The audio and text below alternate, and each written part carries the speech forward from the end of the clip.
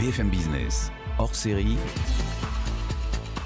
l'ère du client, présenté par Frédéric Simotel. Notre débat, l'impact de la satisfaction client sur la rentabilité des entreprises. On va en parler avec nos invités. Julien Tanguy. C'est important d'être capable de conserver ses clients dans un monde où l'acquisition de nouveaux clients coûte cher.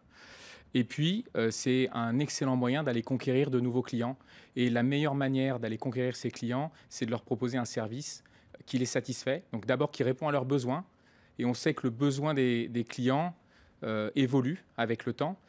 Et aujourd'hui, dans notre écosystème chez Edenred, il faut savoir qu'on vend des produits à des entreprises. Ces produits sont utilisés par leurs employés ou leurs agents dans des marchands, enfin chez des commerçants. Ouais. Et donc, on a Double satisfaction client. triple satisfaction client. Il faut faire un produit qui répond aux attentes des clients, des utilisateurs et également des marchands. Florence Lagrange, directrice de la recherche chez Trust Team Finance. Bonjour. Bonjour. Vous avez une thématique d'investissement financier liée, c'est ça, la satisfaction client? Tout à fait, c'est notre premier critère d'investissement. Pour qu'une société rentre dans un des portefeuilles de Trust Team, il faut que la société soit orientée client et qu'elle ait un niveau de satisfaction client élevé. Oui, et avec nous, Olivier Derrien, directeur général de Salesforce France. Il faut permettre aux employés d'être aussi contents que les clients, et c'est une boucle. Des employés heureux font des clients heureux et vice-versa. Donc en effet, la technologie, c'est une des parties de l'équation, de la solution, mais ce n'est pas la seule. Il faut trouver des systèmes qui permettent à tout le monde d'être mesuré aussi sur la satisfaction de clients, être à l'écoute de ses clients et mesurer ses progrès. Florence Lagrange chez Trust Team Finance, c'est quoi vos outils? On a d'abord un partenariat exclusif avec Ipsos qui mesure pour nous dans 5 pays, 900 marques, la satisfaction auprès d'un total de 100 000 clients. Donc là, on a un niveau de satisfaction pour ces 900 marques. On a d'autres partenariats avec d'autres instituts de recherche qui vont nous donner également un niveau de satisfaction pour les sociétés qui nous intéressent. On écoute depuis peu le web grâce à Synomia, une société qui va aller écouter l'expression spontanée des clients à travers les blogs, les forums. Tout ça, ça va nous donner un niveau de satisfaction des clients.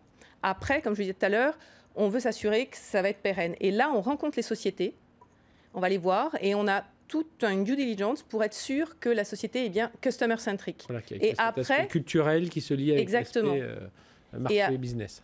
Et on inclut également l'engagement des salariés, comme le décrivait Olivier, et cette interaction qu'il y a entre la satisfaction des salariés et l'engagement des collaborateurs. Et après, seulement après, intervient ce que font la plupart de nos confrères, c'est-à-dire l'analyse financière des sociétés pour s'assurer qu'elles ont les moyens de porter cette stratégie satisfaction client. Nous, ce qu'on fait maintenant depuis plusieurs années chez Edenred, c'est qu'on fait des enquêtes qualitatives auprès de nos clients. Donc, on interviewe entre 3 000 et 4 000 clients par an.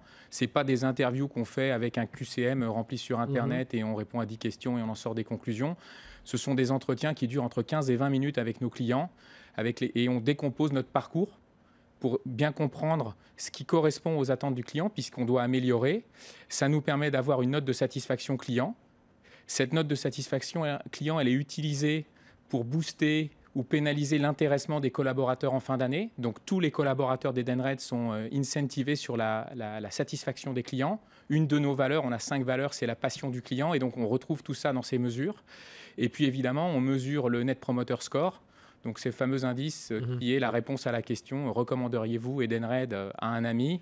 Et on fait la somme entre ce qu'on appelle les promoteurs et les détracteurs. Nous, chez Trust Team, on est persuadé que l'actif principal de l'entreprise, c'est le client.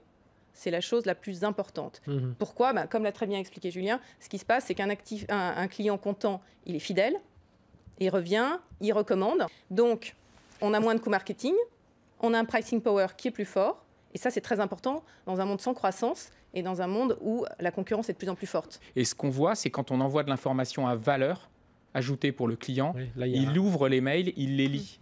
Quand on envoie des trucs qui n'ont pas de valeur, il ne les regarde pas. Donc à nous, après, de comprendre ce qui est à valeur ajoutée pour le client et ce qui ne l'est pas. Le mot personnalisation, c'est fondamental dans la satisfaction client, de connaître chacun de ses clients pour arriver avec un service personnalisé. Ça passe par des tas de technologies particulières. La deuxième, c'est l'intelligence artificielle. Plus vous avez de données, plus l'intelligence artificielle va pouvoir vous amener de la valeur ajoutée et pré-mâcher une partie du travail. Et enfin, pour finir, tout ça dans un environnement de confiance. S'il n'y a pas de confiance entre vous et le client, il n'y aura pas la relation sur le long terme. BFM Business, hors série, l'ère du client.